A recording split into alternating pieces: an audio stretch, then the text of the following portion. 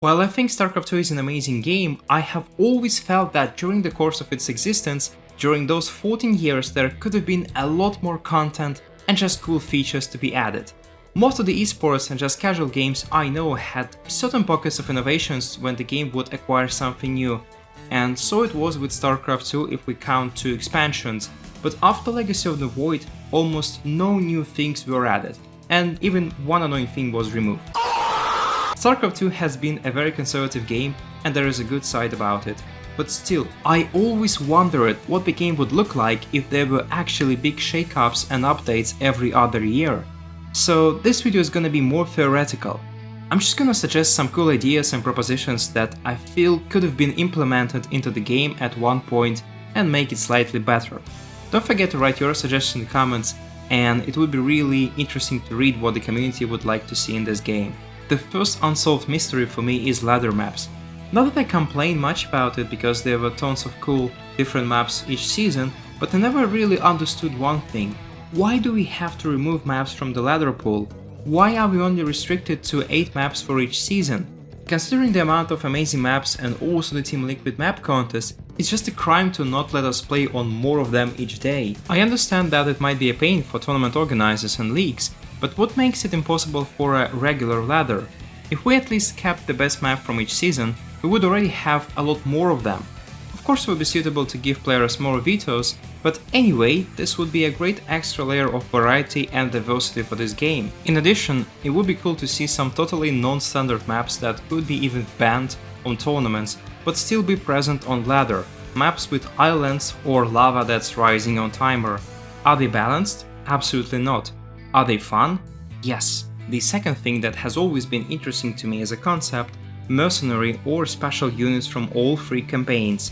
Each campaign in StarCraft 2 has modified versions of original units that could have different abilities, HP, DPS or attack. Some of them were really OP, while some were just slightly better than vanilla units, like improved Marines or Marauders from the Terran campaign. In a different RTS game called Company of Heroes 2, each faction has a limited number of units, but you also have commanders and battle groups. Each commander you pick for a fight unlocks you something new. It could be a special unit, or a passive, or even an active ability. This allows you to customize your army and playstyle and make it more fitting for a certain map, player or race. I think this is something that could have been utilized in StarCraft 2 as well.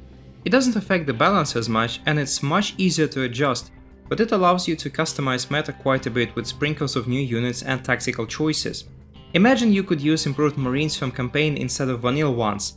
Let's say they do slightly more DPS and have higher health, but they are also more expensive, which means that you can use them in late game instead of ghosts, but you also become more vulnerable in early game and mid game because you can't afford a big army before you build up a nice economy. Same ideas could be applied to other races as well. You just need to be careful with OP units and abilities. Moreover, we have already seen this implemented with StarCraft 2 EVO mode. While of course StarCraft 2 EVO is far more ambitious than this suggestion and it actually added 3 whole new races, it still proves the same point. The community was thrilled with new options and playstyles that it brought, so such things in general are met very positively and are always welcome. One of the most important things in RTS games is interface and quality of life things that help you navigate an already hardcore genre a bit easier. StarCraft 2 had a massive upgrade between versions. We didn't have F2 key, worker count or a special button for warp gates, and all those small changes made the game look so much better and user-friendly. Why did we stop at that though? Take a look at Stormgate and how they organized every piece of production into one small frame and how incredibly convenient it is. Of course, some people would prefer to use old ways and it's part of the difficulty that some people like about StarCraft 2, but this is also something that can open this game for a lot more players. And there are many things that could be improved in StarCraft 2 in terms of controls and automated processes. The last thing that I would love to see in StarCraft 2 is special events. Most of the popular games I know have such things as battle passes or just cool special holidays each season. Could be a game mode, skins, or just something to spice up the game. This is also a perfect thing to make the game more social and attractive for casual players. We kinda had that with co-op, but I would also love to see more stuff related to that, with more players in the match, new challenges and special events that would feature more than just 2 players. thankfully we have custom maps for that, so this need is somewhat satisfied already. That's just some of my ideas. What do you think about it? And what would you like to see if StarCraft 2 would ever get a creative update? Leave your opinion in the comments and check out our video about balance patching in StarCraft 2 and StarCraft Brood War. Have a nice day and see you next time.